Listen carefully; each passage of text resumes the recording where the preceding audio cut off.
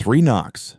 Hard, deliberate. Maya Thompson froze in the middle of her trailer, one hand still holding her faded Denny's uniform. It was barely 5:45 in the morning. Nobody knocked on doors at this hour unless something was wrong. Her mind raced through the possibilities. The landlord demanding rent. She didn't have police with bad news about her mother at the hospital. Had this been about the letter she mailed for Henry? She stood there not breathing, hoping whoever it was would go away. But then the knocks came again, harder this time. Maya forced herself to move. Her hand trembled as she reached for the doorknob. She pulled it open slowly, ready for the worst. What she saw made no sense at all. 3 military officers stood in a perfect line on her doorstep. Their uniforms were pressed so sharp they looked like they had walked out of a ceremony. Medals gleamed on their chests in the early morning light.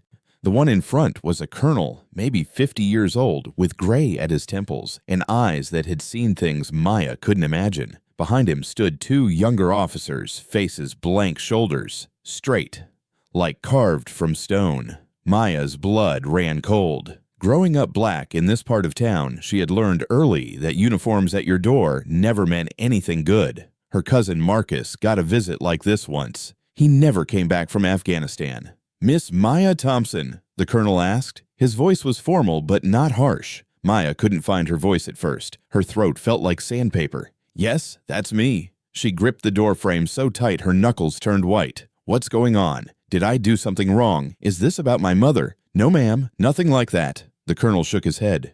"We're here about a man named Henry Patterson." The name hit her like cold water. Henry, the old homeless man who sat outside the gas station on 5th Street. The one with the tattered army jacket and the missing finger. The one everyone called crazy because he mumbled about rescuing hostages and meeting presidents. "Henry!" Maya's voice came out smaller than she wanted. "What about him? Is he in trouble? Did something happen?" The colonel's expression shifted. Something softer crossed his face just for a second. "Ma'am, I'm sorry to inform you that Mr. Patterson passed away over 8 weeks ago." The words floated in the air like they belonged to someone else's conversation. Maya heard the words and felt her chest cave in. She knew it was true, but hearing a stranger say it out loud made it real all over again. Henry was dead, the old man she had fed every night for 8 months, the one who always said, "Thank you, young lady," like he meant it more than anyone had ever meant anything. Gone. Her knees went weak. She grabbed the door frame harder, fighting to stay standing. "I know. I was there when he went." But even as the words left her mouth, she remembered how thin Henry had gotten lately, how his cough sounded worse every time she visited, how sometimes he would stop talking mid-sentence and just stare at nothing like he was seeing ghosts from another life. Maya pressed her palm against her chest, trying to steady her breathing. She thought about the last night before he died, how she had set aside $5 from her tips for him. That last $5 bill was still tucked away in her drawer, money she couldn't bring herself to spend.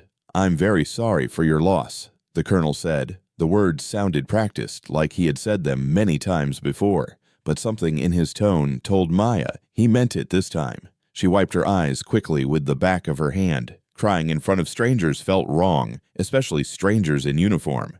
"I don't understand. Why are you here? Why would the military come tell me about Henry? I'm nobody to him. I just brought him food sometimes. That's all."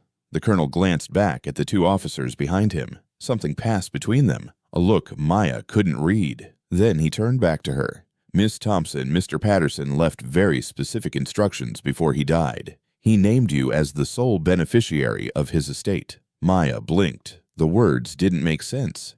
"His estate, sir. I think there's been some kind of mistake. Henry was homeless. He slept on the sidewalk outside a gas station. He didn't have anything except an old jacket and a cardboard sign." "That's what we need to talk to you about," the colonel said. His voice dropped lower, more serious. "Miss Thompson, it appears you didn't know who Henry Patterson really was." A chill ran down Maya's spine. She thought about all those nights at the gas station listening to Henry ramble about things that sounded like fever dreams meetings at the White House. She had always nodded politely and assumed his mind had broken somewhere along the way it happened to so many old folks who ended up on the streets. But now, standing in front of these 3 officers with their medals and their serious faces, Maya felt something shift inside her chest.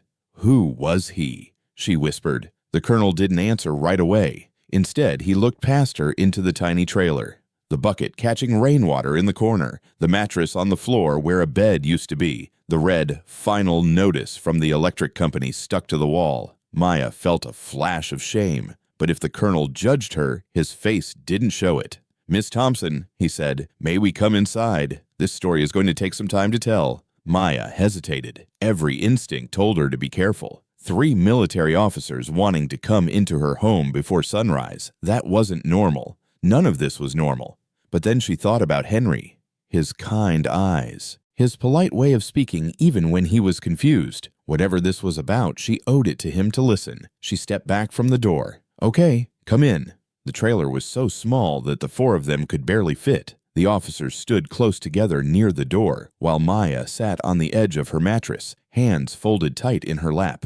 The colonel remained standing. He looked at Maya for a long moment, like he was measuring something about her. "Before I tell you anything else," he said, "I need you to understand that what I'm about to share is not common knowledge. Henry Patterson was not who you thought he was. He was not who anyone thought he was." Maya's heart pounded against her ribs. Then who was he? The colonel took a breath. "To answer that, I need to take you back. But his story started long before that. And now, because of what you did for him, his story and yours are connected forever." He paused, letting the weight of his words settle in the cramped trailer. Maya leaned forward, barely breathing. 8 months earlier, Maya walked out of Denny's at 11:30 at night. Her feet were killing her, and her stomach had been growling for hours. The late shift had been brutal 12 tables, most of them difficult, and her total tips came to $14. She pulled her thin jacket tighter and started the 20-minute walk back to her trailer. The gas station on 5th Street was the halfway point. Maya usually walked past without looking head down, mind focused on getting home and collapsing onto her mattress. But tonight, something made her slow down. An old man sat huddled in the corner near the dumpsters. White skin, patchy gray beard hair that hadn't seen shampoo in God knows how long. He wore a faded green jacket with holes at the elbows, the kind you see at army surplus stores, and jeans so worn they were almost white. A piece of cardboard lay beside him with something written on it, but Maya couldn't make out the words from where she stood. What caught her eye was his hand. His left hand was missing a finger, and the wound was wrapped in dirty cloth like he was trying to hide something shameful. The old man was mumbling to himself, his voice fading in and out. "I used to have a home, but they said I didn't fit anymore." Maya slowed her steps. Sarah, I'm so sorry." His voice cracked like dry wood. "Nobody left now. Nobody waiting for me." Most people would have walked faster. Homeless folks were everywhere in this part of town. You learned to keep your eyes straight and your pace quick. But something about this man made Maya stop completely. It wasn't the talking to himself. She'd seen that plenty of times. It was the way his whole body seemed to fold inward. Shoulders, hunched arms wrapped around his knees, like he was trying to make himself as small as possible. Maya recognized that posture. She'd seen it in the mirror on her worst days. It was hunger. Real hunger. The kind that made you want to disappear. She looked down at the styrofoam container in her hand. Leftover chicken and rice from the kitchen. Mrs. Rodriguez always let the staff take home whatever would be thrown out at closing. Maya had been planning to stretch this into breakfast and maybe lunch tomorrow. Her stomach growled loudly, reminding her she hadn't eaten since her break 6 hours ago. "Don't do it," her brain said. "You need that food." But her feet were already moving toward the old man. "Hey!" She held out the container, keeping her voice casual. "I already ate. You want this?" The lie came out smooth. Maya had gotten good at lying about not being hungry. The old man looked up, and Maya felt something she didn't expect. His eyes were pale blue, faded like worn denim, but they were sharp, clear, focused. These were not the eyes of someone who had lost his mind. These were the eyes of someone who was very much aware of exactly where he was and how far he had fallen. He stared at the container for a long moment like he wasn't sure it was real. "You sure?" His voice was rough but careful. "Yeah, take it. It's just going to go bad anyway." He reached out slowly and took the food from her hands. "Thank you." Maya turned to walk away. She didn't want to watch him eat. Hunger was private. It deserved some dignity, but she couldn't help glancing back. And what she saw surprised her. The old man didn't rip into the food like a starving animal. He opened the container, carefully picked up the plastic fork, and took small bites. He chewed with his mouth closed, his posture straightening slightly, like eating was something that still had rules for him. like he remembered being someone who sat at tables and used napkins. Maya found herself frozen in place, watching. When he finished, he closed the empty container and looked up at her. A crooked smile crossed his weathered face. "Thank you, kid." He paused, frowned slightly, then corrected himself. "Thank you, young lady. Forgive me. Old habits." Maya felt a strange jolt in her chest. Kid. Her grandfather used to call her that. He served in war, came back with medals and nightmares, and spent the rest of his life with that faraway look in his eyes whenever war came on the news. He died when Maya was 16. For a split second, looking at this old man in his tattered jacket, Maya thought maybe he had been military too. The way he corrected himself, the politeness that seemed trained into him, the way he held himself even while sitting on concrete next to a dumpster. But she pushed that thought away almost immediately. Look at him, she told herself, living on the street, talking to nobody, missing a finger. If he was ever a soldier, that was a long time ago. Probably just her mind playing tricks, seeing her grandfather in every old man with sad eyes. "My grandpa used to call me kid too," Maya said, not sure why she was still talking. "He was in the army." Henry's eyes flickered with something. Recognition, maybe. Or memory. His crooked smile faded into something more serious. "Once you've been to certain places." He paused, staring at something Maya couldn't see. "You never really leave them. Part of you stays there forever." Maya didn't know how to respond. The words felt heavy, like they carried more weight than she could understand. "I should go," she said. "It's late." "Of course." Henry nodded slowly. "Be safe walking home." Maya took a few steps, then stopped. Something made her turn back around. "What's your name?" "Henry. Henry Patterson." "I'm Maya." That crooked smile returned. "I know. Your name tag." Maya looked down at her chest, where her faded Denny's tag hung crookedly. She let out a small laugh despite herself. Sharp eyes. This old man had very sharp eyes. "Well, Henry Patterson, maybe I'll see you around." "Maybe you will, young lady. Maybe you will." Maya walked the rest of the way home with an empty stomach, but a strange warmth lingered in her chest. Back in the suffocating silence of her trailer, she sat on the edge of her mattress and emptied her wallet. $11. She stared at the crumpled bills and a bitter laugh escaped her lips. This was her life now. Just $11 until payday. The sight of that pathetic pile of cash stung like a fresh wound, forcing her to look at how far she had fallen. 2 years ago, she was in nursing school with a future ahead of her. Then her mother got sick, the bills piled up, and everything fell apart. Now she lived in a leaking trailer and served pancakes for money that barely covered groceries. She ran a finger over the frayed edge of a dollar bill. The distance between the bright future she once had and this cold, dark reality terrified her. She realized with a chilling clarity that she was standing on the same precipice as Henry. Most people walked past men like him every single day. They looked the other way, crossed the street, pretended they didn't see. And looking at her own meager $11, Maya finally understood why. It was easier. Seeing someone at the bottom forced you to admit how slippery the slope really was. It made you realize that with one more stroke of bad luck, you could be the one freezing on that bench. But tonight, she had stopped, and she knew she couldn't go back to being blind. In the dim light, Maya made a decision. She reached for the small stack of bills. From now on, she would set aside $5 from every shift. It wasn't much. Some nights, it would mean skipping her own dinner just like tonight. But $5 was enough to buy Henry a hot meal. More importantly, $5 was the price of dignity. It was enough to remind one human being that they hadn't been erased from the world. Maya placed the bill on her nightstand, her jaw set in determination. Henry Patterson would not be invisible. Not while Maya Thompson was around. The next morning, Maya pushed through the front door of Denny's at 6, tying her apron as she walked. Her eyes burned from lack of sleep. She had worked a double shift yesterday, got home at midnight, then lay awake for hours worrying about bills. The rent was due in 5 days. She was $200 short. Mrs. Rodriguez looked up from behind the counter and frowned. "Mija, you look like death." "You sleeping at all?" "I'm fine, Mrs. Rodriguez, just tired." "Tired is one thing. You look like you're about to fall over." The older woman shook her head, her red-dyed hair swinging. "You're picking up too many shifts. It's not healthy." "I need the money," Maya said simply. There was nothing else to explain. Mrs. Rodriguez sighed but didn't push further. She had been managing this Denny's for 15 years. The morning rush started at 6:30, and Maya moved between tables on autopilot. Coffee refills, pancake orders, screaming toddlers demanding customers. By 7 o'clock, the restaurant was packed, and then he walked in.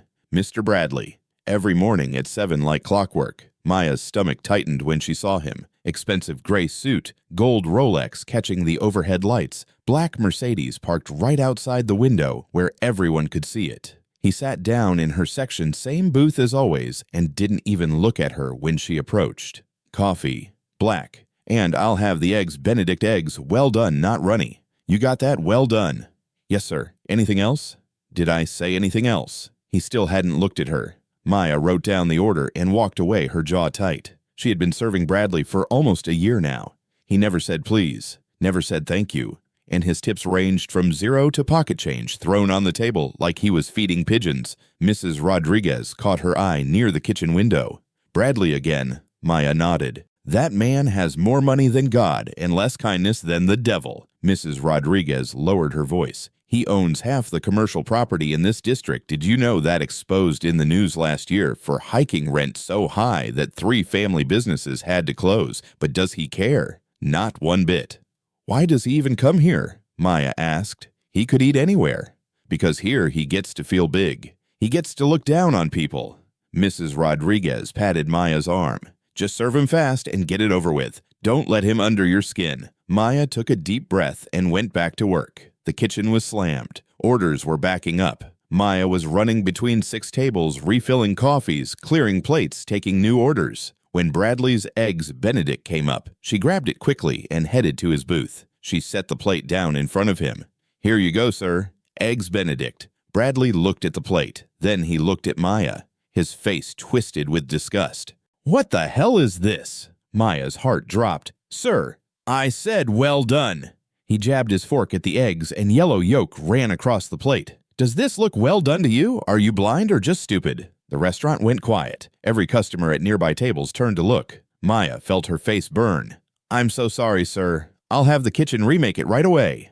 Sorry. Bradley's voice got louder. You think sorry fixes this? I've been coming to this dump for years, and this is the service I get. Maya stood frozen, her hands trembling at her sides. Words piled up in her throat, but she couldn't let them out. She needed this job. Without it, she couldn't pay rent, couldn't buy her mother's medicine, couldn't survive. I'll fix it immediately, sir. You're damn right you will.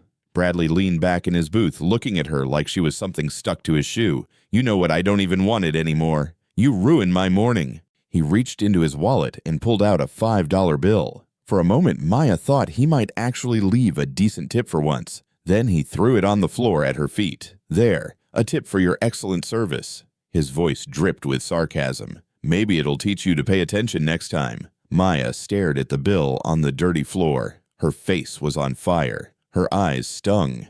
Every customer in the restaurant was watching, and nobody said a word. She bent down and picked up the money. Thank you, sir, she heard herself say. The words tasted like ash. Bradley smirked and went back to his phone, already forgetting she existed. Maya walked to the back of the restaurant, her legs shaking. She pushed through the storage room door and stood there in the dark, breathing hard, fighting back tears. Mrs. Rodriguez found her 2 minutes later. Maya, honey. The older woman's voice was soft. I saw what happened. I'm fine. No, you're not. And that's okay. Mrs. Rodriguez put a hand on Maya's shoulder. Listen to me. There are people in this world who only feel tall by making others feel small. That's how they survive. That's all they know. But you don't have to shrink for them. You hear me? Maya nodded, not trusting her voice. Now take 5 minutes. Breathe. Then come back out there and finish your shift. Because you're stronger than that piece of garbage will ever be. Maya wiped her eyes with the back of her hand. Thank you, Mrs. Rodriguez. Don't thank me. Just don't let him win. Maya worked the rest of her shift in a daze. When she finally clocked out at 3 in the afternoon, she felt hollow, empty, like Bradley had reached inside her and scooped something out. She took the bus home, staring out the window at nothing. When she got back to her trailer, she opened the refrigerator out of habit. Empty. Completely empty. Her phone buzzed. She looked at the screen. The hospital. Miss Thompson, this is the billing department at St. Mary's. We're calling about your mother's medication. Maya closed her eyes. Yes, she needs another round of treatment. The cost is $800. We'll need at least 50% upfront before we can proceed. $800. Maya almost laughed. She had $23 to her name. I'll figure something out, she said. Can you give me until Friday? A pause. We can give you until end of week. But Miss Thompson, if the payment isn't received, we'll have to pause her treatment.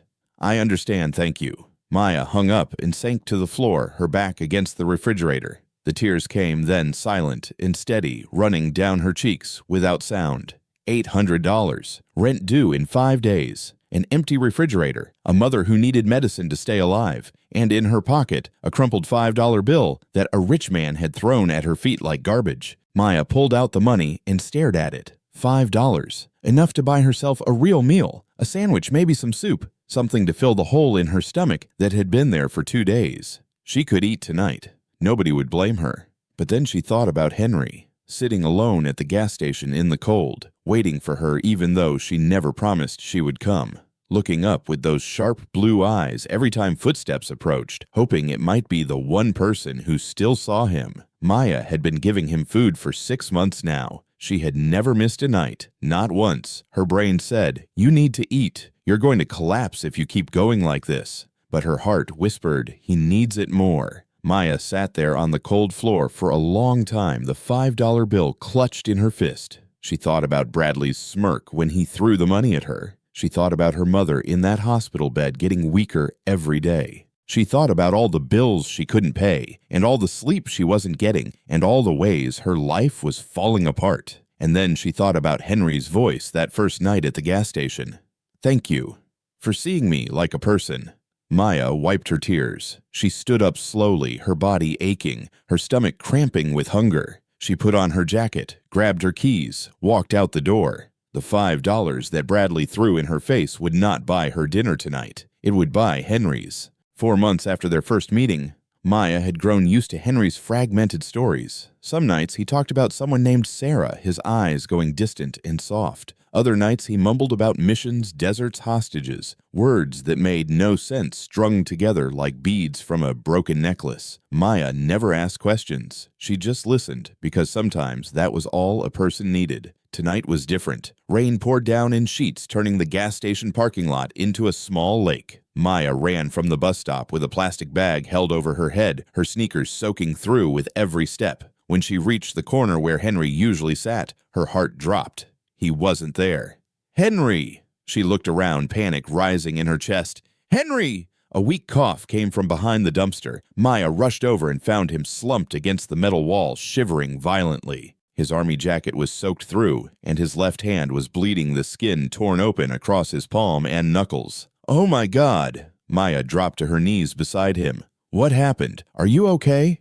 "Fell." Henry's voice was barely above a whisper. "Tried to find somewhere dry. Slipped on the concrete." "Let me see your hand. We need to clean this up. I'll go find some bandages or something." "No need." Before Maya could react, Henry moved, and what she saw made her freeze completely. With his good hand, Henry tore a strip of fabric from the bottom of his shirt. He held his injured hand under the rain gutter, letting the water wash away the blood and dirt. Then, with movements that were sharp and precise, he pressed 2 fingers against a spot on his wrist. The bleeding slowed almost immediately. He wrapped the cloth around his palm, tucking the end in with a practiced twist. The whole thing took less than 30 seconds. Every motion was deliberate, efficient, like he had done it 1,000 times before. Maya stared at him with her mouth open. "How did you do that?" she asked. "Were you a doctor or something?" Henry's eyes flickered. For just a moment, Maya saw something cold pass through them, something sharp and guarded. Then it was gone, replaced by his usual foggy expression.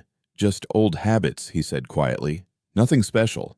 But Maya wasn't convinced. Not anymore. From that night on, she started paying closer attention to the details she had missed before. The scars on Henry's arms. She had assumed they were from accidents, maybe from living rough on the streets. But now, looking more carefully, she noticed they had a pattern. Small round marks that could have been burns. A long, thin line across his forearm that looked surgical, and on his right shoulder, just visible when his jacket shifted, a jagged scar that could only have come from something like shrapnel. Then there was the ring, a thick silver band on his right hand worn smooth with age. Maya had never looked at it closely before, but one night when Henry was lost in thought, she saw him rubbing it with his thumb. The design was an eagle with spread wings clutching something in its talons. "That's a nice ring," Maya said carefully. Henry looked down at it like he had forgotten it was there. It was a gift, long time ago. From Sarah.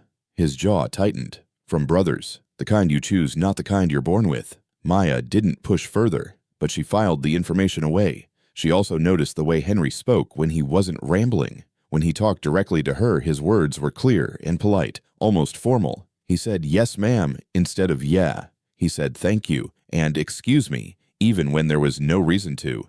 It was the kind of politeness that came from training, not from habit. And then there was his missing finger. The edge was too clean, too straight. It hadn't rotted off or been damaged by disease. It had been cut. Something cold crawled down Maya's spine. "Who are you really, Henry Patterson?" 2 weeks later, Maya brought soup instead of rice. Henry's cough had been getting worse, and solid food seemed harder for him to manage. She found him in his usual spot, but his breathing sounded wrong, wet and rattling like something was loose inside his chest.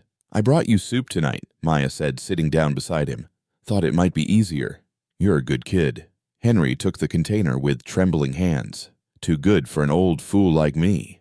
They sat in silence for a while, Maya watching him eat slowly. Then Henry started coughing. Not the usual dry cough she'd grown used to, but something deeper, violent. His whole body shook with the force of it. When it finally stopped, Henry quickly shoved something into his jacket pocket. But Maya had already seen it. A handkerchief, stained with bright red blood. "Henry," Maya's voice cracked. "What was that? Are you sick?" "It's nothing." He wouldn't meet her eyes. "That was blood. I saw it. Henry, please talk to me." He was quiet for a long moment. The rain had stopped and the night was still, except for the distant hum of cars on the highway. "Just an old body falling apart," he finally said. "Nothing to worry about, young lady." "That's not nothing. You need to see a doctor." Henry let out a short, bitter laugh. "Doctors cost money. Money costs a home. I made my choice a long time ago. But if you're really sick, then I'll die under this sky, breathing free air." Henry turned to look at her, and his blue eyes were clearer than she had ever seen them. "I'd rather go out here where I can see the stars than rot in some white room where nobody knows my name. You understand?" Maya felt tears burning in her eyes. She wanted to argue. She wanted to tell him he was being stubborn and stupid. But she looked at his face and saw something she recognized. Dignity, the last scrap of it that he had managed to hold on to. She didn't say anything else about doctors. Instead, she moved closer and sat down beside him on the cold concrete. She reached out and took his hand, the one with the missing finger, the one with the scars. "Then I'll stay," she said quietly, "so you won't be alone." Henry looked at her. His eyes were wet now, though he tried to blink it away. "You remind me of Sarah," he said, his voice rough. "She never left anyone behind either, no matter what." His other hand moved unconsciously to his jacket pocket, touching something inside, something small and metal. Maya caught the movement, but didn't ask about it. She just held his hand and watched the stars appear one by one as the clouds cleared away. Some secrets she decided would reveal themselves when they were ready. 6 months after their first meeting, Maya walked toward the gas station at 11:30, a container of warm soup in her hands.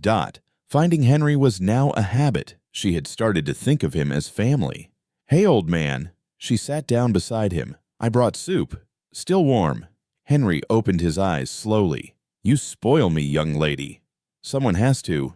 She handed him the container and watched him eat. His hands shook more than usual tonight. Every few spoonfuls he had to stop and breathe. The roar of an engine shattered the quiet. A pickup truck swung into the gas station parking lot, tires screeching. Music blasted from the open windows. 4 young men jumped out laughing too loud, stumbling as they walked, drunk, all of them. Maya's stomach tightened. She instinctively shifted closer to Henry. One of them spotted her immediately, a tall guy with a nasty grin. He didn't look at Henry. His eyes were glued to Maya. "Well, look what we have here," he slurred, stepping uncomfortably close to her.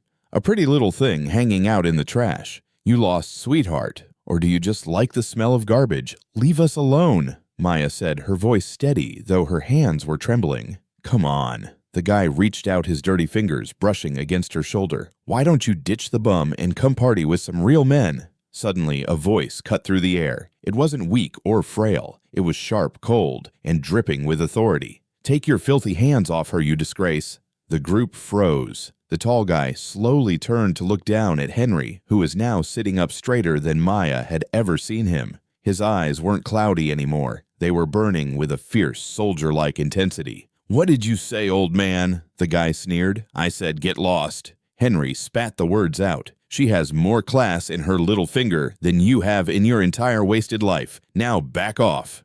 The tall guy's face turned red with rage. His ego was bruised. "The pile of rags thinks he can talk." He pulled his leg back and kicked the soup container out of Henry's hand. It flew across the pavement, splashing broth everywhere. Then he aimed a kick at Henry's ribs. "No!" Maya screamed. She threw herself forward, shoving the guy's chest with all her strength. "Don't you touch him! You want to play hero!"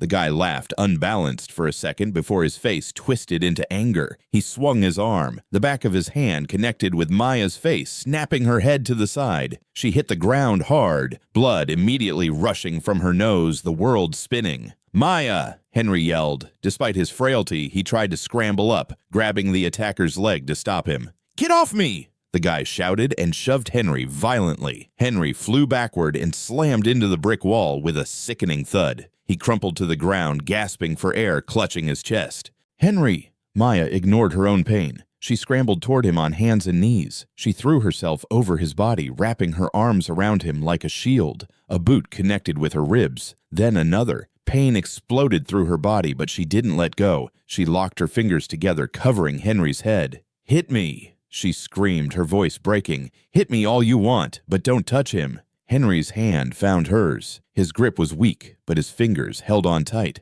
"Why?" His voice was barely a whisper, wheezing in pain. "Why? Save me." "Because you're family," Maya sobbed, tightening her hug as another kick landed on her back. "You're my family." Sirens, red and blue lights cutting through the darkness. Someone had called the police. The four men looked at each other, panic replacing their drunken bravado. They ran for their trucks, stumbling over each other, and peeled out of the parking lot with tires screaming. Maya stayed on the ground, holding Henry, both of them bleeding and shaking. "Maya!" Henry's voice was fading rapidly. "My jacket pocket. The tin box. You have to find it. Don't talk. Save your strength. Help is coming. Find General Morrison." His eyes were closing, his breathing shallow. "He'll know what to do."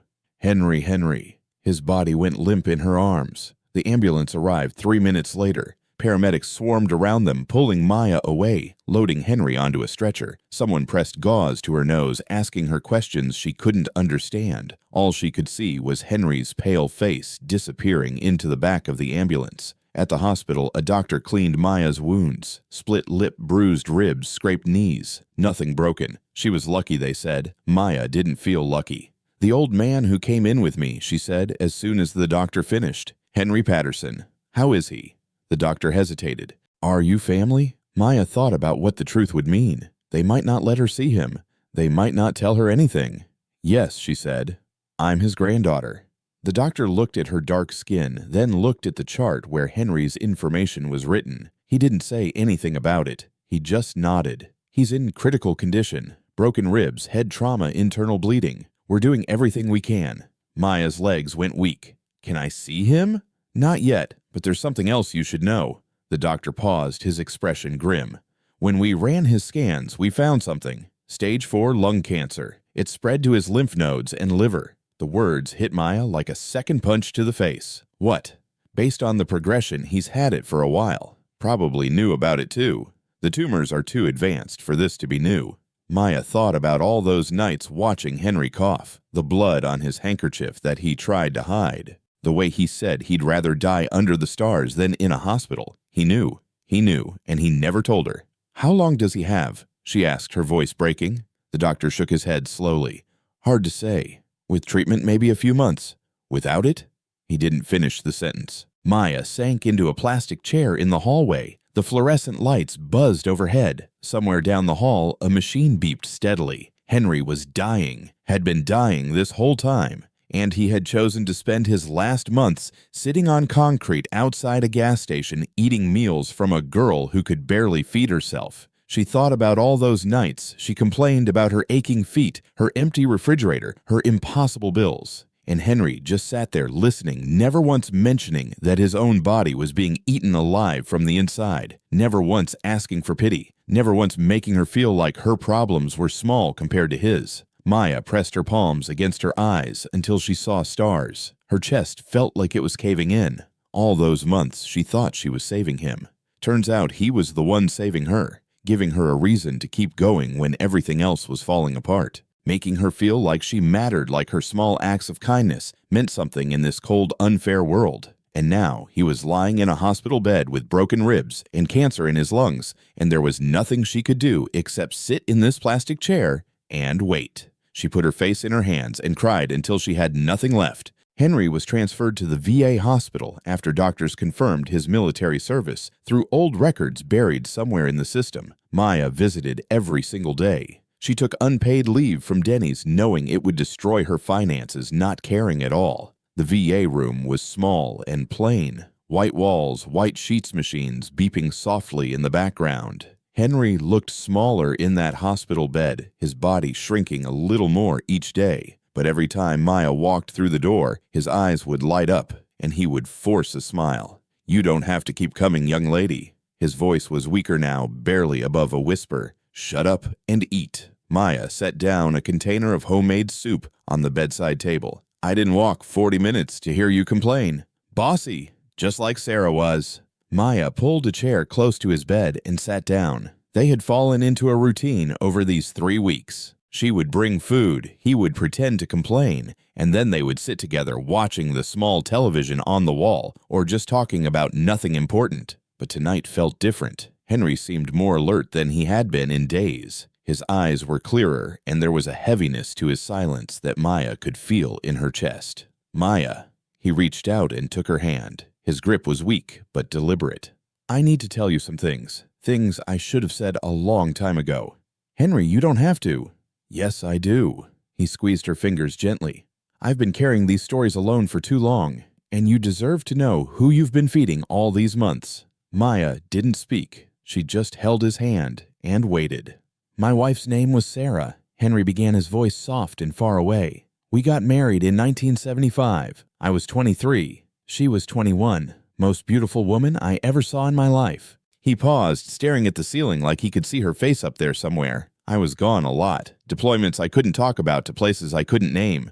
She never complained, not once in 30 years. She just waited for me to come home every single time." His jaw tightened, and Maya saw his eyes grow wet. "She died in 2009. Breast cancer. By the time they found it, it was already everywhere." His voice cracked like old wood. "I was overseas when I got the call. Couldn't even make it back in time to hold her hand. Couldn't even say goodbye." Maya felt tears sliding down her own cheeks, but she didn't wipe them away. "And Michael?" she asked quietly. "Your son?" Henry flinched at the name, like she had touched an open wound. For a long moment he said nothing, just stared at the ceiling with his jaw clenched tight. "Michael wanted to be just like his old man. Joined the army right out of high school. I was so proud of that boy." A bitter laugh escaped his cracked lips. "So damn proud. He was killed in Iraq, 2007. His whole convoy got hit." Henry closed his eyes. "He was 24 years old, Maya. Same age you are right now." The room was silent except for the steady beeping of the heart monitor. "After Michael died, then Sarah. I didn't have anything left to live for." Henry's voice was hollow, empty. "I started drinking. Lost the house. Lost my mind, some people would say. Ended up on the streets because I didn't care anymore if I lived or died. Figured the world had forgotten me, so I might as well forget myself too." He turned his head slowly to look at Maya. His blue eyes were wet and red. "Then you showed up. This skinny young girl with a box of leftover chicken telling me you already ate when I could hear your stomach growling from 10 feet away." Maya let out a sound that was half laugh, half sob. "You gave me a reason to wake up every morning, Maya. I'd think to myself, she's coming back tonight. I have to be here. I have to hold on one more day." He squeezed her hand with what little strength he had left. "You saved my life, young lady. Even if it was only for a few more months, you saved me. Don't talk like that." Maya's voice was shaking badly. "You're going to get better. The doctors said—" "No." Henry's voice was gentle but firm. "I've known for a long time how this ends. Made my peace with it." He coughed weakly, his chest rattling, then continued. but I need you to do something for me. When I'm gone, there's a tin box in my jacket, the one I always kept in my pocket." "I remember." Maya nodded. She had seen him touch it so many times. "Open it. Inside, you'll find a letter. It's addressed to a man named Thomas Morrison, General Thomas Morrison." "Who is he?" "An old friend, a brother, someone who needs to know I'm gone." Henry's eyes were deadly serious now. "Find him, Maya. Give him that letter. And whatever happens after, promise me you'll tell the truth about everything you saw." "I promise." Maya gripped his hand like she could keep him alive through sheer will. "I promise, Henry." He smiled then, a real smile, tired but peaceful, like a man who had finally set down a heavy burden. "Good girl." His eyes started to drift closed. "Good girl."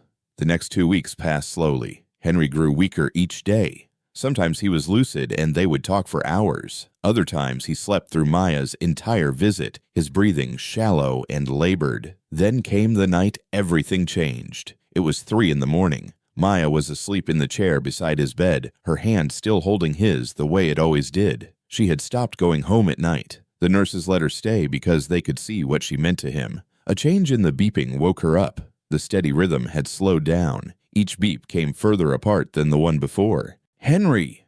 Maya sat up fast, blinking the sleep from her eyes. "Henry, are you okay?" His eyes opened one last time, and when he looked at her, there was no confusion in his gaze. No fog, just perfect clarity and something that looked like peace. "Find the box." His voice was barely a breath. "Find Morrison." "I will. I promise I will." "And Maya." He paused, gathering strength for his final words. "Thank you for seeing me when nobody else did." His eyes closed. The smile stayed on his face. The monitor let out one long, continuous tone. Maya didn't scream. She didn't call for the nurses. She just sat there, holding his hand, feeling the warmth slowly leave his body. She sat there until his fingers grew cold, until the nurses finally came and gently pulled her away. She didn't cry until she was outside the hospital, standing alone in the parking lot at 4 in the morning. Then she cried until her whole body shook. 2 days later, Maya sat on her mattress in the trailer with Henry's old army jacket in her lap. The hospital had given it to her along with his few other belongings. A worn Bible, a photograph of a woman with kind eyes, the silver eagle ring she had noticed so many times. She reached into the jacket pocket and felt cold metal against her fingers. The tin box was small and battered, dented, and scratched from years of being carried everywhere. Maya opened it with trembling hands. Inside, she found a photograph. Henry, young and strong and standing tall, wearing a military uniform she didn't recognize. Next to him stood another man in the same uniform, both of them smiling in front of a helicopter in what looked like a desert. Beneath the photograph were medals, a bronze star with a V for valor, a purple heart, and another medal she had never seen before, one with no inscription, no ribbon, no official marking of any kind. At the bottom of the box lay a sealed envelope. Written on the front in Henry's shaky handwriting, General Thomas Morrison, Pentagon. Maya opened it carefully and began to read. "Tom, if you're reading this, I'm already gone. I don't need anyone's pity, and I don't want any ceremonies. But there's a young woman who fed me every night for 8 months without ever asking who I was or what I'd done. She kept me human when the whole world forgot I existed. I owe her a debt I could never repay. Find her, listen to her story, and do what's right. She deserves that much. Your brother always, Hank." Maya set down the letter. Her hands were shaking. She grabbed her phone and started searching. She typed in the words Henry used to mumble in his sleep. Classified military operations. Special Forces missions. Soldiers' identities never released. Article after article loaded on her screen. Stories about secret operations carried out by elite units whose members were never publicly identified. Missions that officially never happened. Soldiers who came home as ghosts, their service erased from every record. Maya looked at the medal with no name. The photograph of Henry in a uniform with no insignia. The letter to a general written like it was between brothers. It all made sense now. Henry wasn't crazy. He wasn't making up stories. He was a soldier who had done things so secret that his own country couldn't acknowledge them. A hero whose name would never appear in any history book. And that same country had let him die homeless on a sidewalk outside a gas station. Something hot and fierce rose in Maya's chest. Not grief anymore. Rage. Pure, burning rage at a system that could use a man up and throw him away like garbage. She looked at the envelope in her hand. General Thomas Morrison, Pentagon. Maya had never been to Washington. She didn't know anyone in the military. She had no idea if this letter would even reach the right person or if anyone would care. But she had made a promise to a dying man. And Maya Thompson kept her promises. She found the address for the Pentagon online and wrote it carefully on a new envelope. She placed Henry's letter inside, along with a note of her own. My name is Maya Thompson. Henry Patterson was my friend. He asked me to find you before he died. I don't know if you remember him, but he remembered you. Please contact me. I have things you need to hear. She included her phone number and her address. The next morning, Maya walked to the post office and mailed the letter. She watched the clerk take it and toss it into a bin with hundreds of other envelopes. Such a small thing. A piece of paper in a sea of paper. What were the chances anyone would even read it? Then, one morning, 8 weeks after she mailed the letter, Maya woke up before her alarm to the sound of 3 hard knocks on her trailer door. The 3 officers who knocked on Maya's door that morning were just the beginning. They had come to confirm her identity and verify her connection to Henry Patterson. Maya answered their questions in a daze, still half asleep, still trying to understand why the United States military was standing in her trailer at 6 in the morning. They told her that Henry had left everything to her, that someone important would be in touch soon, and then they left as quickly as they had come. 1 week later, she got her answer. A black SUV pulled up outside her trailer just after noon. Maya watched through the window as a man stepped out. He was older, maybe early 70s, with silver hair cut short and a posture so straight it looked like his spine was made of steel. He wore a dark suit with rows of ribbons on his chest, and when he walked toward her door, 2 younger officers followed close behind. Maya opened the door before he could knock. "Miss Maya Thompson."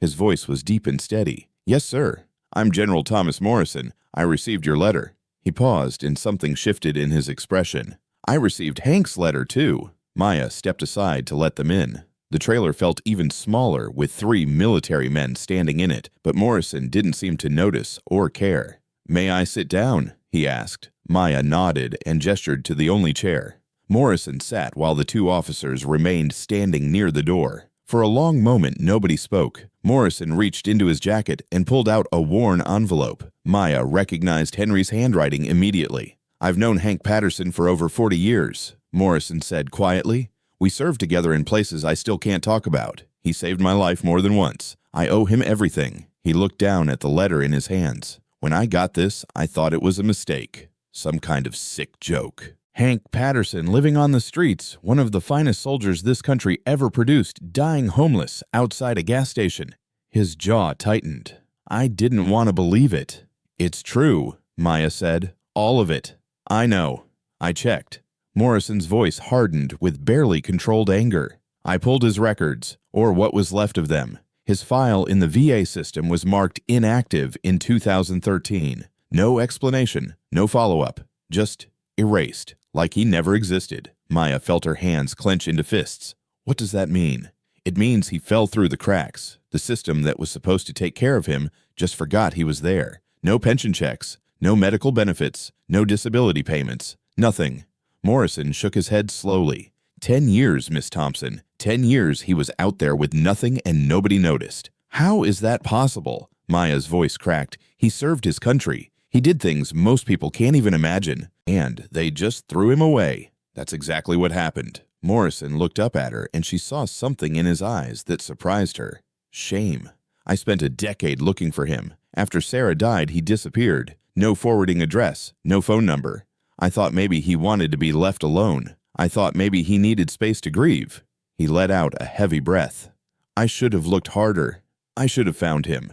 Maya didn't know what to say. Part of her wanted to comfort this old general who clearly blamed himself. Another part wanted to scream at him for not trying harder, for letting Henry suffer alone all those years. "He talked about you," she finally said. "Not by name, but he mentioned brothers." Morrison closed his eyes briefly. When he opened them again, they were wet. "Miss Thompson, I can't undo what happened to Hank. I can't give him back the years he lost, but I can make sure his story doesn't end in silence." He leaned forward in the chair. "I'm taking this to Congress. The Veterans Affairs Committee needs to answer for how this happened, and I want you there when they do." Maya blinked. "Me? Why me?" "Because you're the only one who was there at the end. You're the only one who can tell them what it was really like, what he went through, what this country did to one of its own heroes." Maya thought about Henry's face when she brought him that first container of food. The way he said thank you like it was the most important word in any language. The way he died holding her hand with a smile on his face. "Okay," she said. "I'll do it." 3 weeks later, Maya found herself sitting in a room she had only ever seen on television. The congressional hearing room was massive, all polished wood and high ceilings and American flags. Cameras lined the walls. Reporters filled the back rows, and in front of her sat a long, curved table where senators waited with serious expressions. Maya's palms were sweating. She had never spoken in front of more than a handful of people in her life.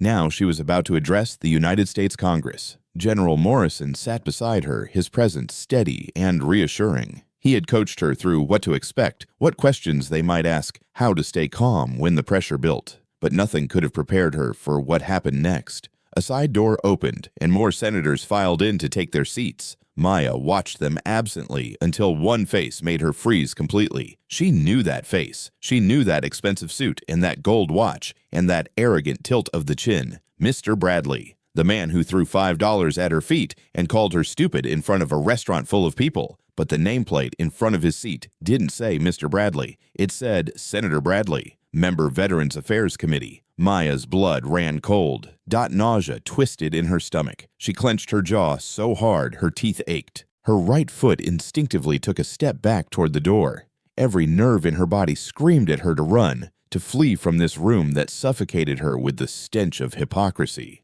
But then her hand brushed against the cold, hard metal in her jacket pocket, Henry's tin box. The image of the old soldier flooded her mind. She saw his trembling hands holding the spoon, his bruised face after the beating, and the quiet, unshakable dignity in his eyes, even when he had nothing left. He had never run from a fight in his life. Maya took a deep, shuddering breath, forcing the air into her burning lungs. She pulled her foot back, straightened her spine, and lifted her chin. The panic in her eyes hardened into steel. Neither would she. The hearing began. Senators asked questions. Morrison presented evidence, documents showing Henry's service record, reports detailing how his file was mishandled, testimonies from VA employees who admitted the system was broken. Then it was Maya's turn.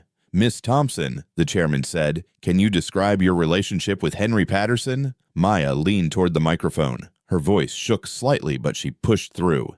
"I met Henry 8 months before he died. He was sitting outside a gas station talking to himself about things I didn't understand. Everyone said he was crazy. Everyone walked past him like he wasn't there." She paused. "I was walking home from work one night. I had some leftover food. My stomach was empty, but I gave it to him anyway. I don't know why. Maybe because he looked hungry.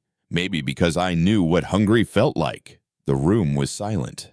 "I went back the next night. And the night after that. I brought him food every single day for 8 months. I didn't know he was a war hero. I didn't know he'd saved lives or served his country or done things that would make your head spin. I just knew he was a human being who needed help." Maya looked directly at Senator Bradley. He was watching her with a bored expression, clearly not recognizing the waitress he had humiliated months ago.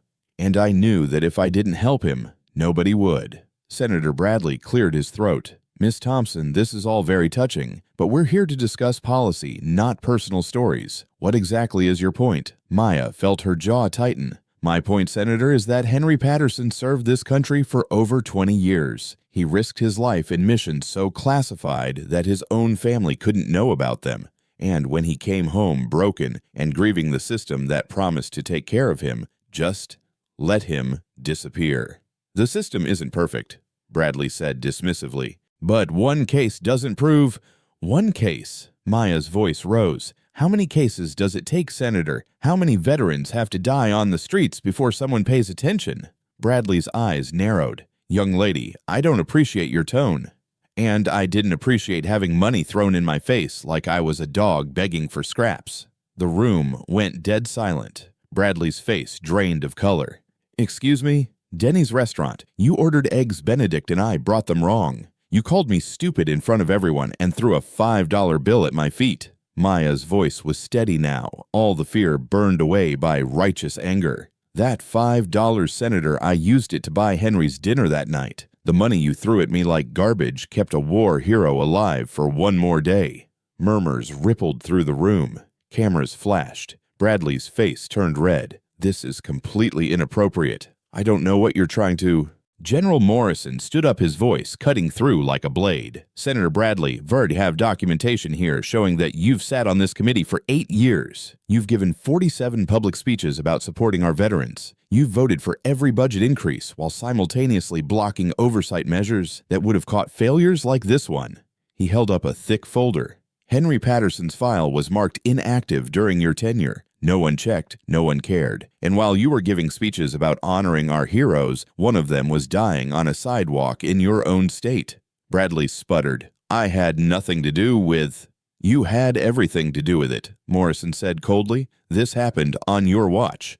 And this young woman who has less money in her bank account than you spend on lunch did more for an American hero in 8 months than this entire committee did in 10 years. The chairman banged his gavel as the room erupted in noise. "Order. We will have order." Maya sat back in her chair, her heart pounding, her hands trembling. She had done it. She had looked the man who humiliated her in the eye and told the truth. Bradley stared at her across the room, finally recognizing the waitress he had treated like dirt. His face was pale. His mouth opened and closed, but no words came out. The chairman spoke again. "This committee will open a full investigation into the handling of veteran records within the VA system. Senator Bradley, given the circumstances, I suggest you recuse yourself from these proceedings." Maya didn't smile. She didn't celebrate. She just sat there thinking about Henry, wishing he could have seen this moment. 2 months after the hearing, everything changed. The congressional investigation uncovered thousands of veteran files that had been improperly marked inactive, leaving soldiers without the benefits they had earned. Newspapers ran the story for weeks. Veterans advocates demanded reform.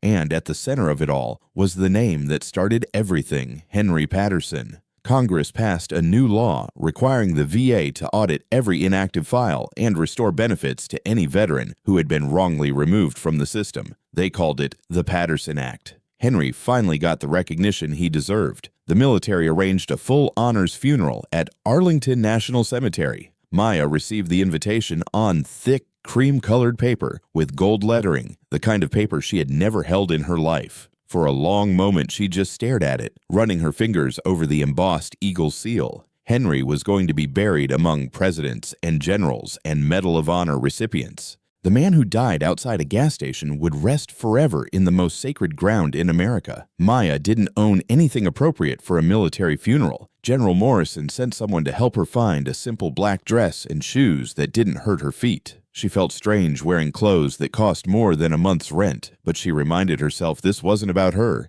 This was about Henry. The day of the funeral was cold and clear. Maya stood in the front row beside General Morrison as the honor guard carried Henry's flag-draped casket to the gravesite. A military band played. Soldiers in dress uniforms stood at perfect attention. 21 guns fired their salute into the gray sky. Morrison delivered the eulogy. He talked about Henry the soldier, the husband, the father. He talked about missions that saved lives and sacrifices that would never be made public. His voice cracked twice, but he kept going. "Hank Patterson was the best of us," Morrison said finally. "And we failed him. I failed him.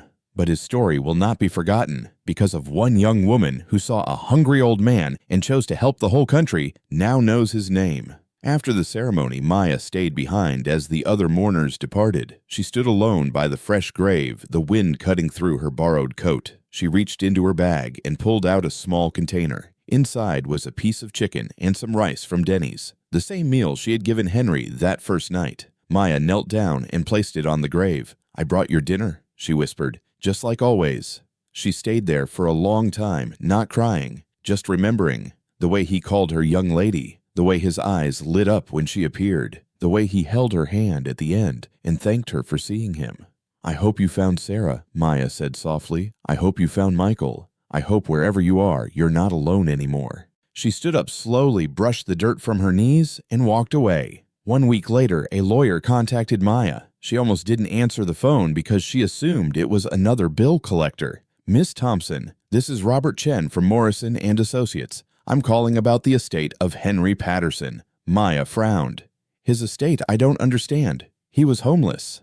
That's actually why I'm calling. There's been a development. The lawyer explained that Henry's military pension and benefits had been accumulating in a government account since 1992, when he medically retired. He never touched the money. When his file was marked inactive in 2013, the deposit stopped, but the existing balance remained. After the congressional investigation restored his records, the VA was required to pay back every cent he should have received over the past 10 years. The total amount, Miss Thompson, including back payments and interest, comes to approximately $380,000. Maya nearly dropped the phone. What? Mr. Patterson's will names you as his sole beneficiary. All of it goes to you. Maya sat down hard on her mattress, the phone pressed against her ear, her mind unable to process what she was hearing. $380,000. More money than she had ever imagined having in her entire life. Miss Thompson, are you still there? Yes, she managed. Yes, I'm here. He also left a note with the will. Would you like me to read it? Maya nodded, then remembered he couldn't see her. Please. The lawyer cleared his throat. It says, I didn't need money. I needed to be seen. You gave me that. Now I want to give you a future. Don't waste it. Love, Henry. Maya couldn't speak. She just sat there with tears streaming down her face, holding the phone, listening to the silence. The money changed everything. Maya paid off her mother's medical bills first. Every single one. The hospital that had called her 3 times a week suddenly treated her like a valued customer instead of a problem to be managed. Next, she paid off the trailer and the back rent and every other debt that had been hanging over her head for years. For the first time in her adult life, Maya Thompson owed nothing to anyone. Then she went back to school. The nursing program she had dropped out of 3 years ago still had her application on file. They welcomed her back with open arms. Maya studied harder than she ever had before, driven by a purpose she hadn't felt since her grandfather died. She graduated 18 months later with honors. General Morrison came to her graduation ceremony. Afterward, he took her to lunch at a restaurant fancier than any Maya had ever been in. I have a proposition for you, he said over coffee. The VA is creating a new position. Veterans Outreach Coordinator, someone to find homeless veterans and connect them with the services they need. Maya looked up from her cup. I recommended you for the job. If you want it. Me, but I just graduated. I don't have any experience. Morrison smiled. Miss Thompson, you have more relevant experience than anyone I know. You spent 8 months caring for a veteran that the entire system forgot. You stood up in front of Congress and told the truth when it would have been easier to stay quiet. You're exactly the person we need. Maya thought about Henry, about all the other Henrys out there sitting on sidewalks, talking to themselves, waiting for someone to see them. Yes, she said, I'll do it. 2 years later, Maya returned to Denny's for the first time since she quit. She wasn't there for the food. She had come to visit Mrs. Rodriguez, who still managed the morning shift and still worried about her former employees like they were her own children. Maya pushed through the front door wearing a professional blazer and carrying herself with a confidence she never had before. Mrs. Rodriguez spotted her from behind the counter and let out a shriek of joy. Maya, oh my God, look at you. The older woman rushed over and pulled her into a crushing hug. I saw you on the news, Mia. I saw everything. I'm so proud of you I could burst. Maya laughed and hugged her back. I couldn't have made it without you, Mrs. Rodriguez. You kept me going when I wanted to give up. Please, you did that yourself. I just made sure that Pendejo Bradley didn't break your spirit. At the mention of the name, Maya glanced around the restaurant.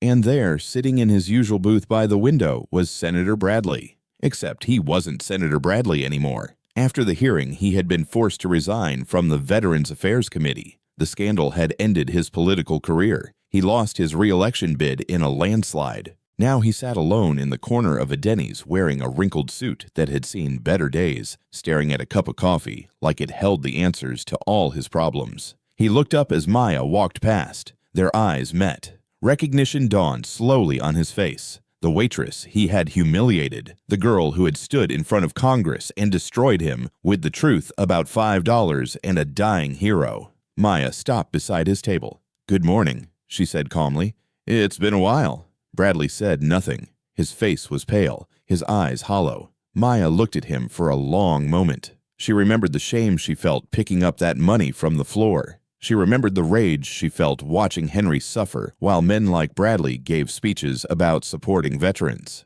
But she also remembered what Henry taught her about dignity, about grace, about being better than the people who tried to make you feel small.